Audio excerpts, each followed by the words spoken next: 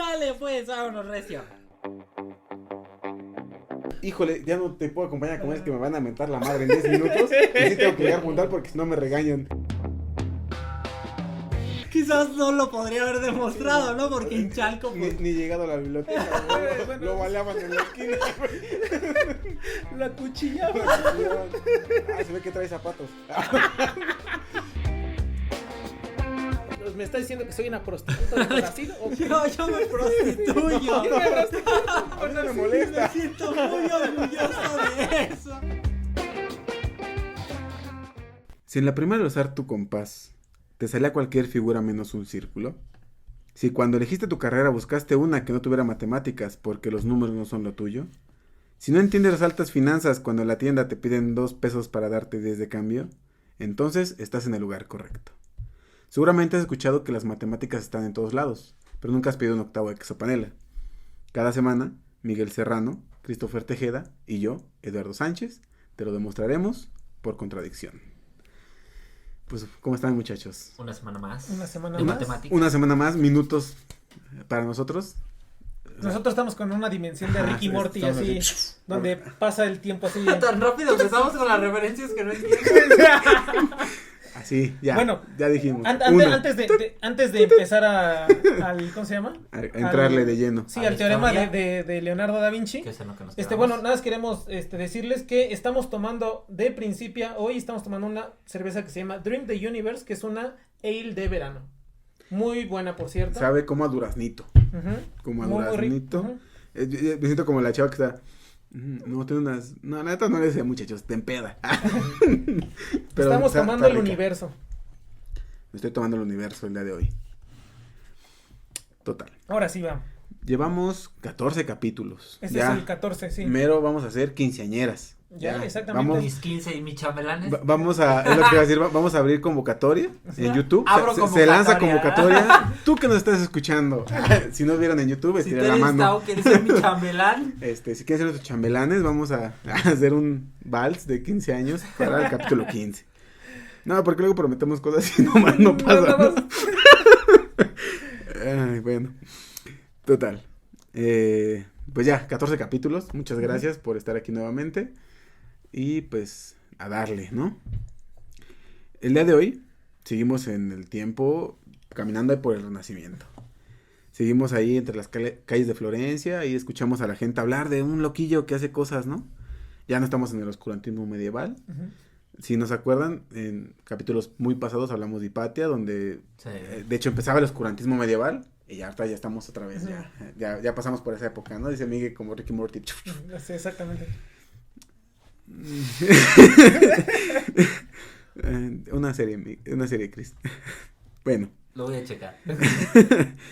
se dice que por estas calles las ha recorrido un genio también. Junto a nosotros ha pasado un genio. Ahí, adelante, de todos. Y ese hombre aún no se sabe, pero va a dejar una huella importante en la historia de la humanidad. De hecho, su nombre nunca se va a poder borrar de los anales, ¿no? De la misma. A menos que haya un nuevo orden y borren toda la historia, nos maten a todos y empiece desde cero. Libros prohibidos, tal vez. O sea, Seamos como los dinosaurios. Exactamente. pues seamos como cualquier libro distópico, ¿no? En el que ya no se sabe de nadie, ¿no? Como Dune, que se está por estrenar. Ya, como si nos patrocinaran todos, ¿no? Y nosotros dándole Oye, a todos. todos nos patrocinan. Como que en Cinépolis, la pueden ver en Cinépolis. Y así, dando así, da gratis, puros goles, ¿no? Nosotros patrocinando sin que... Pero bueno, vean, disfruten sus vidas, ¿no? Lo que quieran ver. Así que bueno, muchachos, súbanse a sus caballos. Porque este viaje aquí comienza, ¿no? Ok. Seguimos, o sea, no puedo decir carros, ¿no? Ni motos, güey, porque estamos en el Renacimiento. Sí. Sí, sí. En el capítulo pasado, hablamos un poco de Leonardo.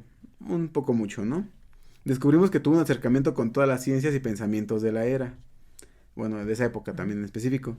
Hoy les contaré un poquito más sobre las aportaciones que hizo e intentaré explicar lo mejor que pueda en qué consiste el teorema que se le atribuye. Ok. Bueno, eso no se los quería decir porque no me gusta echarme flores, ¿no?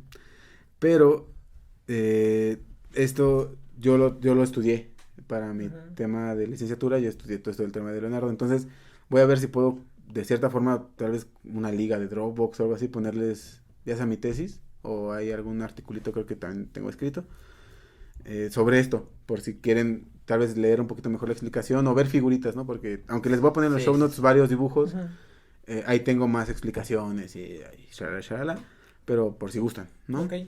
Va. Por eso más o menos sé, ¿no? O sea, hay algo. Ahí humildemente, ¿no? Dicen. Pero bueno, en este capítulo ya sabemos que tanto hizo Leonardo y demás, pero vamos un poquito más a hablar un poquito más del Renacimiento. ¿Por qué? Porque se tenía la concepción de que el cuerpo humano era un ejemplo de la perfecto de la armonía del universo. O sea, ellos el cuerpo humano lo concebían, como vemos casi al final del capítulo pasado les comenté que Leonardo había visto eso de las proporciones y que el cuerpo humano era como lo que más se asemejaba a la perfección, o se creía, ¿no? En el Renacimiento. De hecho hay mucho estudio sobre la anatomía y demás. Esto hizo que Leonardo hiciera un estudio detallado, o sea, sí lo hizo como muy, muy detallado, y como mencionamos, abría cuerpos, veía cómo funcionaban los músculos, ligamentos y demás. Incluso tiene estudios de mujeres embarazadas, también las llegó a diseccionar para ver cómo se veía, obviamente muerta, ¿no? O sea, agarraba. Hasta asesino serial salió Era ese güey. ya que el destripador, Sí, ¿no? De su momento. No seas. De hecho, este análisis se ve muy representado en el dibujo del hombre de Vitruvio. Es el de los dibujos más famosos de Leonardo, que es el hombre que está con los brazos extendidos. Sí, mostrando su pipí, ¿no? Sí, en un círculo y un En un cuadrado. círculo y un cuadrado, Sí, que incluso también ahí se ve un poquito lo de la cuadratura del círculo. Pero sí, sí también enseña su pene. Sí, tiene un nombre creado. Su pipí. Es Otilín, ¿no?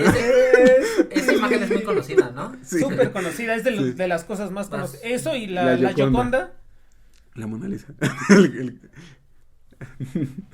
Pero sí, es de hecho, como que todos las exposiciones de Leonardo y eso, afuera tienen que llevar el hombre de Vitruvio. Total, que aunque les digo que se ve muy bien representado en el hombre de Vitruvio, cuando Leonardo empezó a hacer un estudio más detallado, se dio cuenta que el ser humano no era tan perfecto simétricamente hablando como él creía o como se creía en la época. O Porque- como querían creer. Porque a la par, Leonardo ya empezaba a trabajar sobre más encargos, como les comenté, ya trabajaba para los Medici y demás, pero aparte le encargaban ya esculturas y demás. Pero lo cagado de Leonardo es que todo lo que le encargaban, él decía, sí, le entro, lo hago, pero muchas cosas ni las terminaba, o sea, hay muchas obras inconclusas de Leonardo, así, pero madral, esculturas, pinturas, o sea, es que hacía tanto que decía, un ratito dibujo, ya me voy a cocinar, ya me voy a hacer poesía, entonces ya como que dejaba todo inconcluso, pero estaba trabajando en la escultura de un caballo, y como él quería que este caballo quedara lo más perfecto posible, empezó a estudiar las proporciones de los caballos y se dio cuenta que son más simétricos que los humanos. O sea, él se dio cuenta que los caballos son más perfectos y simétricos que un ser humano. Entonces, obviamente no lo dijo, pero sí está plasmado en sus escritos, ¿no? Entonces ya fue cuando dijo, el humano no está tan chido como se tiene pensado. Ya, ahí esa es una prueba irrefutable de que Leonardo era un extraterrestre. Sí, porque él dijo, ¿cómo que los humanos no son, no son perfectos? Ahora bien, a lo que nos truje, porque ya, matemáticas, ¿no? Tiene que ser. ¿En qué consiste el teorema de Leonardo? Para empezar, el teorema de Leonardo es un resultado dentro del álgebra abstracta. Okay. Específicamente en la teoría de grupos. No me centraré en explicarles en qué consiste esta teoría. O sea, no vamos a ahorita dar una clase express de teoría de grupos. No, ni yo me acuerdo, ¿no? Solo imaginemos que es un bicho. Hay un bichillo que cumple ciertas características. Okay. Dices, este bichito cumple con estas propiedades. Entonces, si con estas propiedades funcionan las cosas, es un grupo. Okay. Eso es teoría de grupos, ya pasamos. No se preocupen por entender. No es nuestro fin. Lo que me interesa explicarles es en qué consiste un ciclo en este mundo. O sea, El ciclo de la vida. el ciclo de la vida, que nos mueve a todos. El Rey León. Referencia siguiente que no entiendo. Ok, un ciclo en este mundo nos dice, o sea, como su nombre se lo imaginan, cumple las mismas propiedades, pero nos dice cuando un bichito, como un bichito que está ahí en grupos, cumple ciertas propiedades y al hacer ciertas operaciones con un elemento del grupo, puede obtener o generar todos los elementos que están ahí metidos. Ok. Sí. O sea, Ok, es como sí, si sí. tuviéramos unas fichas de dominó, Ajá. las acomodas para que creen una figura y tú tienes una fichita que la pones y la tiras y puedes obtener todas las Todas. fichas. Ajá, Claro. ok, de Ese es acuerdo. un ciclo. Ok, de Con fichas de acuerdo. dominó, le pegas, Quizás ya, quede mejor otra obtienes. forma de verlo es como con colores, ¿no? Tienes 3 colores y con esos 3 colores generas todos. Exactamente, como No. los colores. Nah, mi ejemplo eran las fichas de dominó. Bueno, sí. No, sí, pero como los colores primarios. Tienes 3 colores y a partir de ellos puedes generar todos. Ese es un ciclo. Ah, Y en algún más o punto menos regresas al valor inicial, ¿no? Ujú. con ciertas operaciones, sí. Ujú. Sí, eso no te preocupes por operaciones. Aquí, o sea, sí, sabemos que hay mucha teoría detrás, o sea, no es así, pero la idea es que se entienda como Ujú. para dónde vamos, ¿no? Ok. Sí. Obvio, en el Renacimiento no existía la teoría de grupos como tal. Ujú. De hecho, en el Renacimiento lo que se trabajaba solamente era con un poquito de álgebra, aritmética y geometría. Pero lo que se hacía de la álgebra eran solamente resoluciones de ecuaciones de primer y segundo grado. O sea, no era una álgebra Sí, Sí, así es verdad. muy abstracta, ni teoría de grupos, teoría de anillos, teoría de Galois y demás. Galois no había nacido, O sea ¿no? que no existía la de un día vi una vaca vestida de uniforme. No sé. ¿Sientes Pues, la referencia? sí, la integración por partes. Sí. Pero esa que es de Newton, ¿no? Pues, sí, no, eso es mucho después, no. Pero tampoco tantísimo, ¿sí? No, pero además no, eso ya es un resultado no, ya ya muy bastante avanzado. moderno, Sí, porque sí, ya no. es cuando Sí, güey. justamente ya es el teorema fundamental del cálculo, Sí, el pues. que relaciona el cálculo integral con el diferencial, no, ya es demasiado. Ya es mucho después, amigo. Es relativo. Estamos más cerca de la construcción de las pirámides de Egipto que de no sé qué cosas. Del 2050, algo así, ¿no? Decíamos. Total. Le digo, ya se hacía resolución de ecuaciones de primer y segundo grado. En esa época ya existía la chicharronera, ¿no? No existía la de La la de integración por Bhaskara. partes, pero sí existía la La de chicharronera. Bhaskara. Que si no se Bhaskara, sí, acuerdan exactamente. que es la chicharronera, es la que sirve para encontrar los valores donde se anula una ecuación de segundo grado o encontrar las raíces de una ecuación, ¿no? ¿Dónde se hace De cero? segundo grado. Sí. Ujú. Que es de Barshala. Bhaskara. Bhaskara. Bach- Ujú. O Bhaskara. Full de dependiendo. some affair. La- La full de some affair. Ok, sí, no te preocupes, que ya no te voy a decir que no entendiste la referencia. Está chida esa referencia. Recuerden que les comenté que Leonardo estudió geometría con Luca Pacioli, ¿no? Ujú. Pues esto marcó un partaguas en su vida. O sea, su vida matemática de Leonardo sí se ve centrada de un antes y un después del estudio de los elementos de Euclides. ¿Por qué? Porque hay códices antes de conocer a Luca donde Leonardo no podía trabajar ni siquiera con sumar fracciones. O sea, no sabía ni sumar fracciones Leonardo. Que incluso no lo culpo, ¿no? O sea, en su sano juicio, ¿quién es feliz cuando le toca sumar fracciones? Sí, no. O sea, realmente no conozco a alguien que diga, no manches, me eché unas sumas de fracciones, no, padrísimas, amigos. Entonces, es entendible que no le gustara, ¿no? Pero sí se ve que lo intentaba antes con Pacioli y o sea, tenía errores muy garrafales en sumas de fracciones.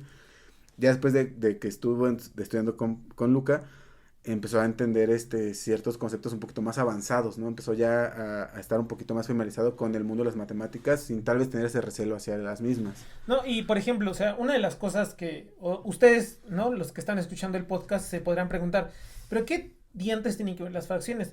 Pues es que las fracciones para la pintura son súper, o sea, súper imprescindibles. Justamente, una fracción es una proporción entre dos. de cuánto, o sea, el de arriba es cuánto está en proporción con el de abajo, ¿no? El numerador con el denominador. Y justamente en las pinturas es lo que tú quieres hacer, representar algo que está lejos, en qué proporción está con lo que está más cerca, ¿no? Y entonces en ese sentido hacer las cosas más grandes y más chiquitas. Por eso es que Las fracciones son Da importantes. Vinci necesitaba ese conocimiento a fuerza. De hecho, Miguel nos había comentado en el episodio de las abejitas de teselar un plano, Ujú, ¿no? Cuando nos habló de los ángeles que crean miel, ujú. nos hablaste de teselar un plano, Así que era es. simplemente llenar, ¿no? Consiste en cubrir una superficie Ujú. con un patrón, Exactamente. Sí. ¿no? O sea, de hecho, en este momento, ustedes pueden ir a sus playeras y buscar patrones.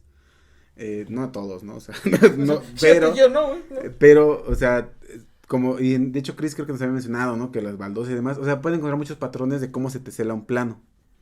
Pues, ¿qué creen? que solamente existen 17 formas de teselar el plano. Solamente 17 formas posibles. Existen 17 grupos cristalográficos, se llaman, que más adelante lo prueba Fedorov. Ya después hablaremos de él, tal vez, ¿no? Porque no... creo que no sé si nos dé un capítulo hablar de grupos cristalográficos, pero solamente son 17 formas posibles de teselar un plano. Aquí un dato curioso es que esto fue descubierto por los árabes mucho tiempo antes que Fedorov, porque cuando ellos tenían que cubrir alguna capilla o algo así, cuando tenían que pintar, su religión les prohíbe pintar seres humanos y animales. Entonces lo que hacían era, gracias a la caligrafía y a su ingenio geométrico, empezaron a pintar así las capillas.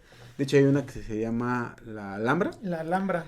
Y en ese lugar se encuentran los 17 grupos cristalográficos. Ahí los encuentras.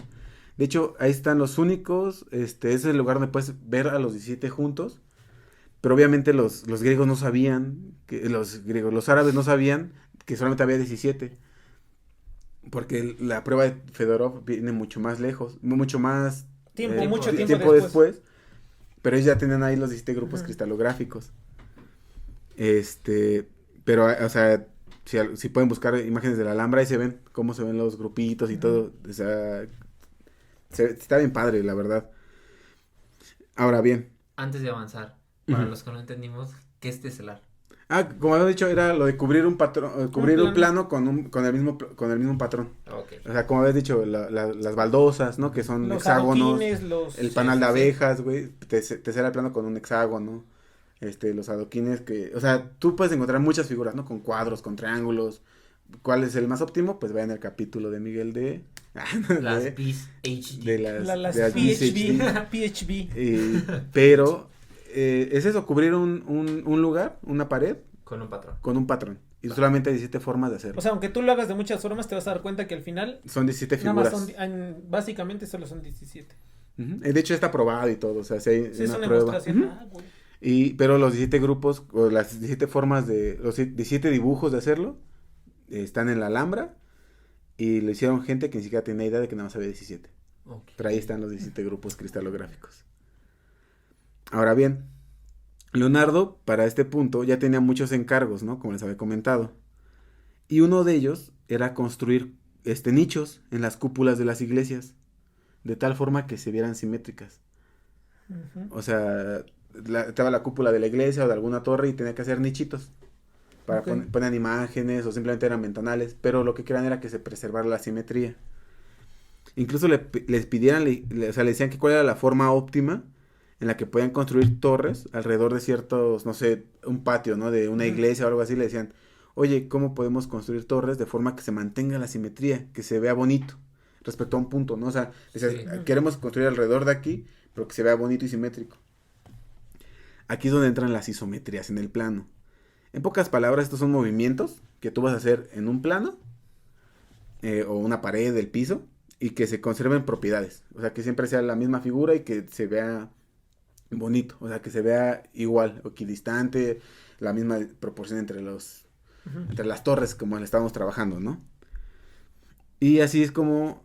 O sea, como hemos hablado de grupos, también existen los grupos de simetrías, ¿no? O sea, también hay unos bichitos que te cachan las simetrías. Solamente hay 4 tipos de estas. Que consisten las traslaciones. Así como su nombre lo dice, es trasladar algo de un punto A a un punto B y que sea lo mismo. Sí. Si no cambias nada, ¿no? Nada más Pero, es por moverlo ejemplo, del lugar. un círculo a otro lugar, pero sigue siendo el mismo círculo. Ajá, o simplemente si tomas, no sé... Si tú tomas un camión de un punto A a un punto B, llegas al punto B y sigues siendo la misma persona. Sí. O sea, pero si mantuvieras la misma... Si estuvieras viendo hacia el mismo lugar todo el tiempo. Eso es importante, ¿no? Como que estuvieras viendo hacia enfrente y es imposible en un camión, pero supongo que llegas de esa forma, ¿no? Así te trasladas. Las rotaciones. Eso es tomar un punto fijo y hacer girar una figura alrededor de él. Ok. Es una reflexión. No es ponerte... Una reflexión. Pongamos a reflexionarnos, muchachos. No, justo no es ponerte a pensar, ¿no? Ni es así como... Es reflejar en el espejo, el ¿no? día de hoy, ¿qué he hecho el día de hoy, no? Tengo tanta edad, ¿qué he hecho con mi vida? No reflexiones, no se preocupen. Olvídense ¿Tú de has eso. logrado? ¿Tú qué has hecho con tu vida? No, justo como dijo Miguel, y de hecho era como yo les quería explicar. Es un espejo. Ajá. O sea, tienes un espejo y es la figura cómo se ve en el espejo. La estás Ujú. reflejando a través del espejo. Ok, Y eso te da otra figura. Aunque es las mismas propiedades, pero ya están volteadas. exactamente, sí. Y un deslizamiento. El deslizamiento es una combinación entre reflejar y trasladar puntos. Ok. O sea, todos los otros que encuentres son composiciones de estos. O sea, puedes reflejar, trasladar y rotar, Ujú, ok. ¿no? Si uno se pregunta dónde podemos encontrar este tipo de fenómenos, agarren lo que quieran de su casa, que vean un patrón y ahí van a encontrar muchas cosas que se van a ir repitiendo y verán que pueden reflejar las cosas, que se están trasladando, que se están rotando sobre su mismo patrón. O sea, por ejemplo, Miguel decía que su playera, trae una playera Capitán América, no tenía grupo de simetrías. Es verdad, sí. Pero si nosotros tomáramos un triangulito de la estrella y la hacemos girar con un punto fijo, se crea toda la estrella a partir de solamente un triangulito. Ah, sí es cierto, Entonces, si se dan cuenta, creo que esto es cuando las matemáticas, sí dices, están en todos lados, ¿no? O sea, si dices, ok, ya no van más allá de ecuaciones y demás, sino incluso los patrones que tú puedes encontrar en tu día a día tienen mucho que ver Una con explicación matemática. explicaciones matemáticas que no profundizas nunca en ellas. De hecho, Leonardo no lo hizo, pero ahí están, Ujú. ¿va? Entonces, otro ejemplo muy, muy gráfico de esto, todos en su vida han visto un mandala. Ajá. Los mandalas, ¿qué es lo que buscan? Preservar simetrías y armonía Ujú. a través de un punto fijo. De hecho, Así todo es. está alrededor de un punto fijo, se crea un mandala y Como da una figura. florecita, ¿no? O Ajá. lo que sea. Ujú. Entonces, hay mucho, ¿no? O sea, se dan cuenta, si Sí, hay, bastante. o sea, aquí sí hay ejemplos que ustedes incluso, si nos están escuchando, si voltean a ver algo en este momento, hagan ese ejercicio, volteen a ver algo y digan, güey, ahí hay un patrón. Bueno, sí, si están en su trabajo, pues ahí está el patrón, ¿no? Exacto, es lo El que patrón, pues. O sea, no, o sea, sí escuchen, no va a correr. sí escuchen en su Porque lo trabajo, volteé a ver, güey. sí escuchen en su trabajo y demás, pero, o sea, sí busquen en su día a día, van a ver que se encuentran mucho más, cosas que se repiten de lo que pensamos, ¿no? Sí. Ahora bien, esto es de forma, de que se obtienen de forma simétrica y elegante, ¿no? Ujú. Como les dije, los mandalas y demás. Pues este tipo de grupos se les conoce como, los que tienen un punto fijo, como los mandalas, Ujú. se les conoce como como grupos puntuales o Ok. grupos de Leonardo. Ah, Y el teorema que lleva su nombre nos dice de manera así parafraseadona que los grupos de Leonardo constan de una sola hélice girando alrededor de un punto o de una hélice reflejada en sí misma sobre un espejo y girando. Estos, o sea, a grosso modo es bueno, ya así técnicamente, o sea, ya siendo así muy técnicos, los grupos de Leonardo son isomorfos a ZN o a un grupo diédrico. Lo que quiera que sea eso. O sea, pero quédense con la idea de una hélice o una hélice reflejada sobre Ujú. su eje, ¿vale? Digo, por si alguien decía en no están diciendo nada de matemáticas, ahí está, ya. Su dosis de matemáticas, dije grupo diédrico, ZN, ¿no? ZN. Ya Vámonos. lo pueden ir a buscar y a demostrar, ¿no? Ya pueden ir a buscar la demostración. En pocas palabras es, por ejemplo, si nosotros tuviéramos una flor y la figura que va a girar es un pétalo y la hacemos girar alrededor de los pistilos, se puede obtener la flor completa, Ah, sí, exactamente. ¿no? Y de hecho, las flores se atañen a un grupo diédrico Ujú. y a un grupo de Leonardo. O sea, hay muchas flores que si ustedes agarran una florecita y cuentan los pétalos y ven, parece que se repiten los patrones, ¿no? Ujú. Como el girasol, por ejemplo. Exactamente. ¿no? Ujú. De hecho, el girasol, en algún momento hablaremos de la naturaleza de las matemáticas, tiene estas proporciones de Fibonacci Ajá. y Sí, cosas claro. así, o sea, hay muchos ejemplos. ¿No? Ahora bien, con esto de las flores creo que queda un poquito más bonita la ejemplificación. Pero De igual les hecho, vamos a dejar imágenes en los, sí, no, en los show notes. voy a intentar ponerlas el mayor número de imágenes para que Ajá. quede un poquito más Una visual. flor para otra flor. Una flor para ustedes, nuestra audiencia, que es una flor. Que Y Son el- todo un ¿Cómo llegó conjunto de esta flor flores. aquí? Para Ándale. y esta rosa. Caray, caray, y Ah, no, esta- y este girasol, ¿no? Porque ese es el que vemos que es simétrico.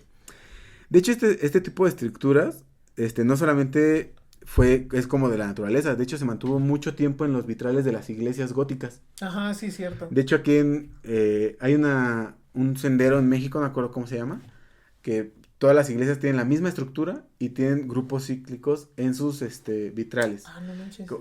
Los rosetones. Los rosetones, rosetones, los rosetones de las iglesias tienen esa estructura. Voy a intentar aprender a hacer GIFs para subirles esos. De hecho, el vitral de la Catedral de Notre Dame es un grupo de simetrías. Okay. De hecho, si quieren poner específicos, es un grupo de orden ¿De la 24. ¿Sí? ¿La que se quemó? De hecho, tiene 24 rotaciones con simetrías, con reflexiones. Y es que la geometría es un monstruo. Sí, sí, sí. Lo más increíble de todo esto es que, aunque lo tenemos en las construcciones, a manera, si lo queremos ver así, microscópica, la naturaleza también nos presenta ejemplos, ¿no? Como les comenté el de la flor. O sea, no solamente son invenciones por el hombre, sino la naturaleza nos da ejemplos. No, Por ejemplo, o sea, la naturaleza está de una cierta forma y con el estudio se va dando cuenta de que pues los modelos o todas las representaciones matemáticas que tenemos, pues justamente se ajustan a esa parte, ¿no? Sí, de hecho, la planta de la aloe polypilia, se llama, les voy a intentar poner el show note, es un grupo cíclico. Tienes como un cactusito y que gira, son 5 lisitas, son 5 repeticiones del mismo ciclo. Si ustedes buscan copos de nieve los copos de en nieve, internet, wey, son todos, aparte no importa la forma que tengan, si los ven así microscópicamente, todos tienen 6 hélices nada más. O sea, hay un número limitado de copos diferentes. No, pero lo que te iba a decir es que se supone que un copo es como una huella digital, o sea, cada copo es único, ¿no? Pero en sus cosas, lo que me explota la cabeza es que cada copo es único, pero además, si tú los analizas geométricamente, solo va a haber 16 tipos de copos. Exactamente, hay un número limitado. Un número, exactamente. Sí, solamente, no, pero aparte todos tienen la misma cantidad de hélices. O sea, aunque son distintos, voy a intentar igual ponerles un compendio de copos de nieve. Se ven muy bonitos, porque parecen como estrellitas, pero y siguen haciendo investigaciones sobre los copos de nieve. No, aparte son fractales, ¿no? O sea, es magia. La naturaleza está bien cabrona, güey. Total. Todos tienen, como les dije, son petalitos girando y demás. Y esto solo es el estudio que realizó Leonardo para preservar armonía en las construcciones, güey. Por eso se le atribuye ese resultado. De hecho, se le atribuye mucho más adelante. Es un matemático muy famoso, no me acuerdo, no es Henry Wales, es Henry Whale nada más creo, pero es como de los más canijos de simetría. Él es el que dice, el estudio que hizo Leonardo es lo suficientemente importante para darle este teorema. O sea, él es el que dice, este teorema le pertenece a Leonardo porque su estudio es tan profundo y tan importante que se le va a dar este teorema. Ahora, también fue uno de los principales pioneros de la perspectiva en el arte. Ya, como les comenté, en el medievo no se procuraba eso. Leonardo fue de los pioneros en empezar a darle la base rigurosa, porque aunque él no quería la parte teórica, quería hacer del arte una teoría. O sea, él veía el arte como tan importante como una ciencia. Por eso en el Tratado de la Pintura está lo de que no lea mi libro, que se paga matemáticas. Y de hecho, del Tratado de la Pintura lo escribe a modo como los elementos de Euclides. O sea, por elementos. Sí. ¿Por qué? Porque para hacer su estudio de la perspectiva y demás, hizo un estudio sobre un libro de Euclides que se llama Óptica, Catróptica y no me acuerdo qué otra cosa. Entonces Leonardo lo que va haciendo a lo largo del Tratado de la Pintura es encontrar los símiles de lo que sea Euclides con la óptica. Él lo intentó transportar al arte. No, de hecho, él puso los cimientos de lo que él llamaba punto natural, que en matemáticas se conoce como un punto al infinito, y en arte es un punto de fuga. O sea, Leonardo fue el que empezó a poner esa perspectiva de hacer puntos de fuga para poder trazar que entre más lejos del observador esté un objeto es más pequeño, entre más se acerca comienza a aumentar su tamaño. Hay bocetos de sus dibujos que tiene así una cantidad, dices, no mames, de rayones así de un punto de fuga y un montón de líneas, ¿no? Ese güey. Fíjate que podría parecer básico, ¿no? Porque son cosas que, aunque no nos dediquemos al arte. Es que, claro, en su curso de pintura se los enseñaron. O sea, digo, no es que aunque no nos dedicamos al arte, o sea, hemos escuchado, ¿no? Que punto de fuga, pues cuando tuvimos artes plásticas en la secundaria, o bueno, A mí me tocó el taller de artes plásticas. ¿Qué escuela iba? No, pero sí. ¿Nunca sí, fuiste a una no, escuela güey. pública? Ahí, Ay, ¿cómo con se llama? pedos había maestros, güey. Desde el Cris a mí me tocó correr un día por mi vida ahí en dibujo, Chalco, güey. hay dibujo técnico y todo, o sea, Sí, Cris. sí, pero me refiero que Es que Cris estoy en un recluso, güey. No, güey, a ustedes no les tocó eso. El Cris acá corría con su mochila, llevaba navajas. Sí, güey. Hay que preparar. La vida es un riesgo, carnal. no, pero, o sea, podrían parecer cosas que se hablan fácil, pero son cosas profundísimas. O sea, Muy nosotros, si uno intenta hacer nomás así un dibujo bien proporcionado, verá que es harto difícil. O sea, Sí, es es muy muy complejo. cabrón. No, y de hecho, este estudio que hizo sobre la óptica fue tan profundo que dio un análisis completo del ojo, Leonardo.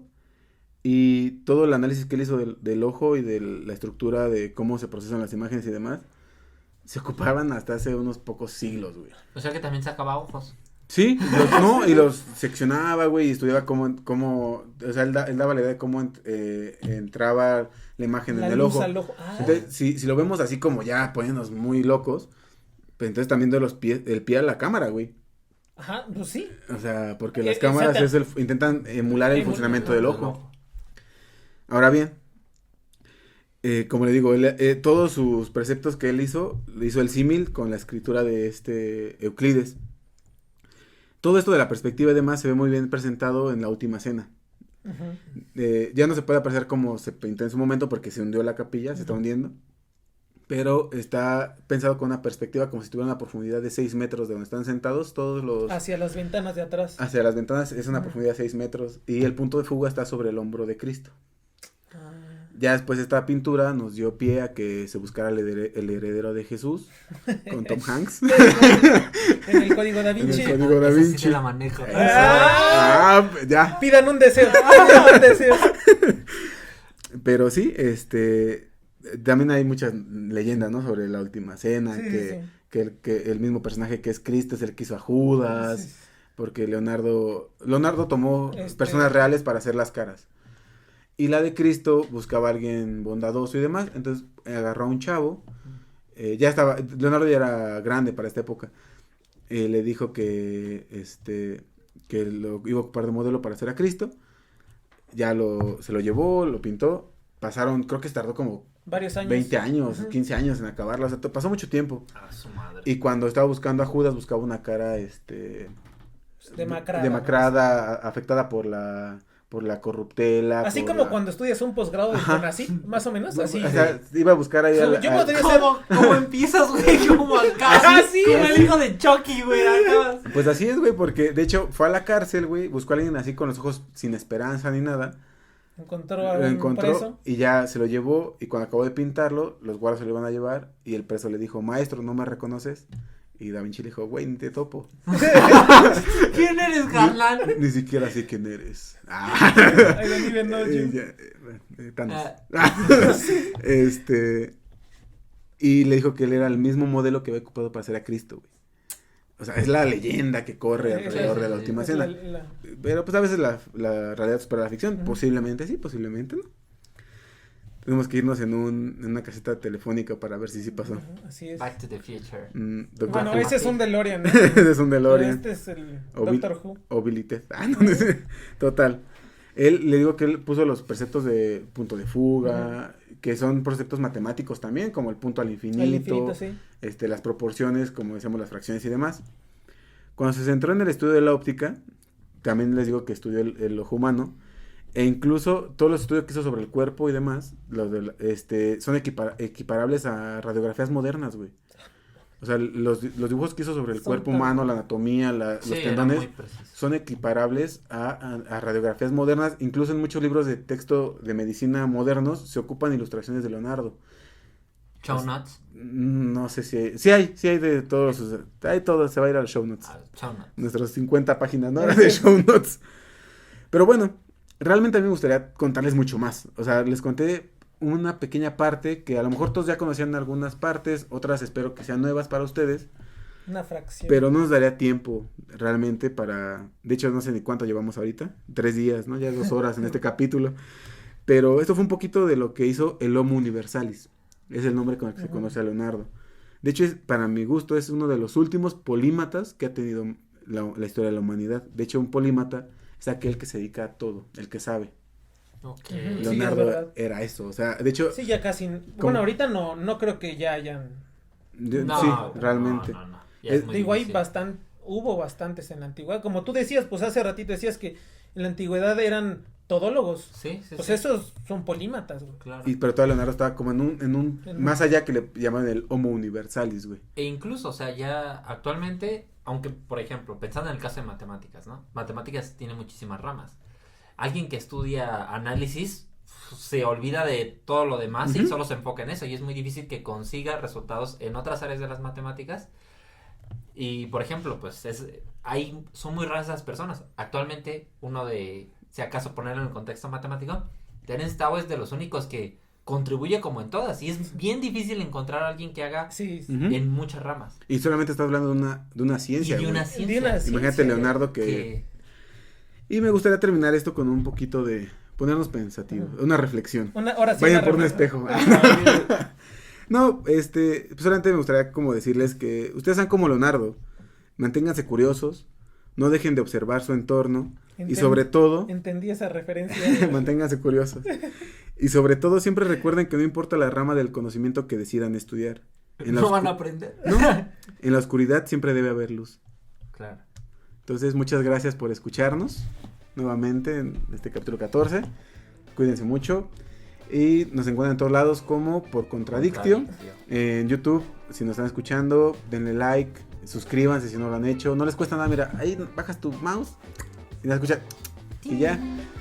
Y comenten si pueden, compartan con quien más confianza le tenga. Y recuerden mucho, ojo, no es cierto, a mí me encuentran en todos lados como Edo, un humano más. Me encuentran en Facebook como Christopher Tejeda y en YouTube como Matt Wammer. Y a mí me encuentran como Miguel Más. Cuídense mucho, esto fue todo por hoy. Nos vemos en el próximo capítulo. Como quieran. Barbie. Como Barbies.